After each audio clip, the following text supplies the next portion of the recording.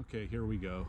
I want to make a video today in response to Ben&Jerry's demanding that everybody give back their land to the American Indians, or to the Native Americans, or to the indigenous peoples, or whatever the hell title you want to use. I'm sorry, but you know what? This camera, man, I don't know. I have one of the pieces broken here on my tripod, and it's like, you know, so if I slant towards left or right, I'm sorry about that. The bottom arm here is broke. I'm sorry. I do apologize in advance.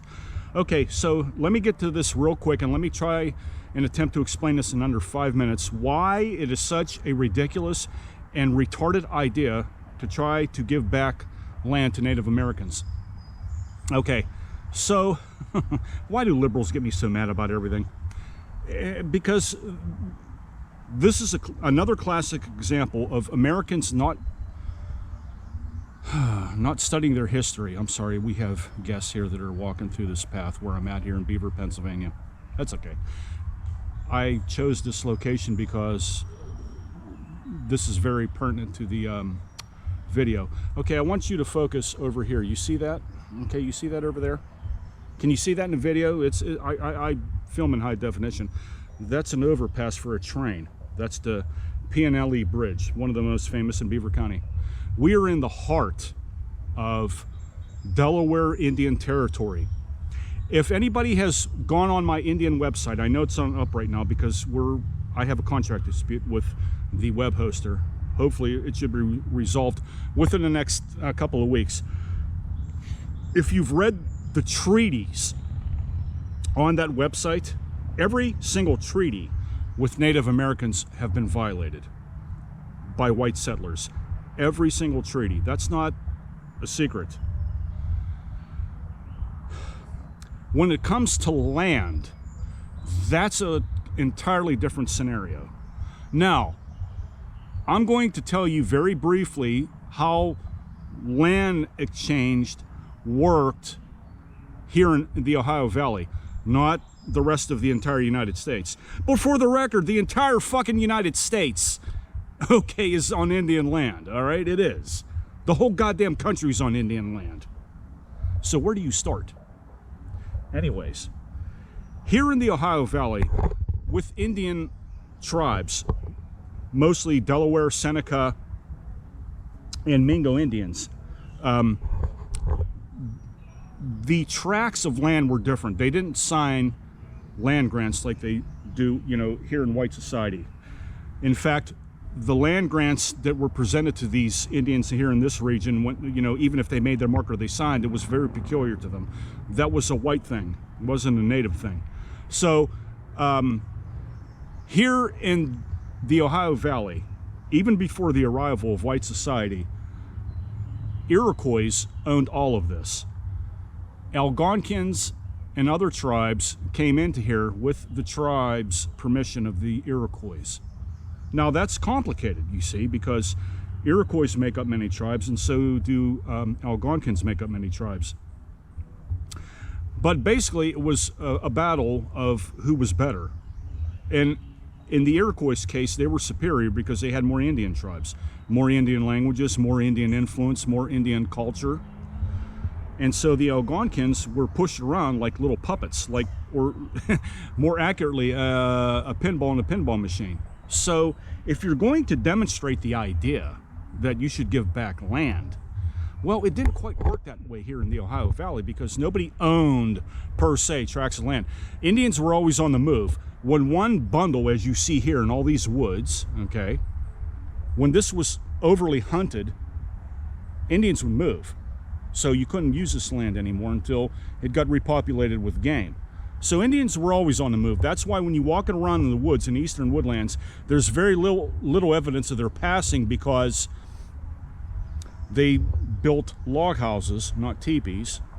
So those log houses were built out of wood and they crumbled to the ground. Okay? So there's very little evidence if you attempt to track where Indians exactly lived in one specific place, like, you know, right there. You can't do it because there's no remnant of it. It was based on wood, and wood decomposes over a period of time.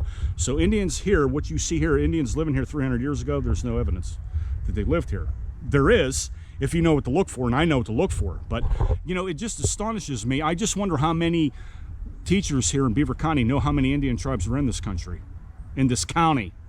How many University of Pittsburgh professors knew how many tribes exist in Allegheny, Beaver, Lawrence, Mercer counties, the entire Ohio Valley. How many people actually know that? Well, most people that I, have conversations with don't.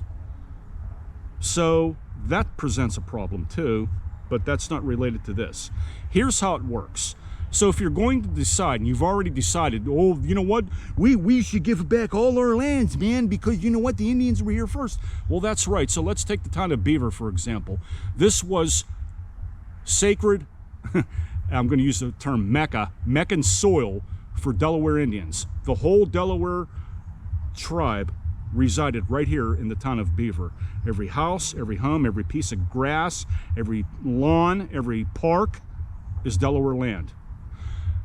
If you convey the idea and you wish to demonstrate that you want to give that land away, okay, fine. So, what tribe are you going to give it to? Because the history of the Ohio Valley region is the history of Indian warfare. Prior to the prior to white society coming in here, Native Americans practiced brutality on one another. They stole each other's lands. It wasn't so much lands as we understand it, with grants and property pieces. In Native American culture on this side of the United States was more like an area for hunting grounds, to sustain the families, to sustain the tribes and keep them alive. So the problem that you have is, if you're going to give back the entire town of Beaver to, let's say, a Delaware tribe, how's that exactly going to happen? Should you raise every piece of building and house and place of business in Beaver and give it back to the Native Americans like that? Because they don't own the houses or businesses that are on their land. They just own the land, right? Okay, so if that's the case, all right. Is that accurate? Well, I don't know, because Mingos lived here in Beaver too. So there's evidence of other tribes living in this area too. Oh, you got a problem now, because which tribe are you going to give it back to? Because tribes themselves fought over lands. And what you see here in this video right now, they fought over this too. Tribes, not just white settlers, but tribes. So you got a problem on your hands now. So sorry, there's a fly in the camera here. So what are you going to do? Who are you going to give it to? What is the accurate method of dispensing land to Native Americans who had it taken away from them? And see, all the good little white liberals out there who think that, everybody should just, pack up their stuff and move and give away their $600,000-$700,000 homes, especially here in Beaver, okay? We should do that, but they shouldn't. Because see, every time I hear this argument, I know it's from people, one, who have never studied Native American history and how lands actually, pieces of property, if you want to call it like that, it worked very differently in Native American society than it did in white society. And when you have all these progressive liberals going out all over the place screaming that you should give back their land, they're not going to give back their homes. They're not going to give up. There's no white progressive liberal here in Beaver County that's going to give up a $700,000 home to a Delaware Indian or a Seneca Indian. It's just not going to happen, right? You know it and I know it.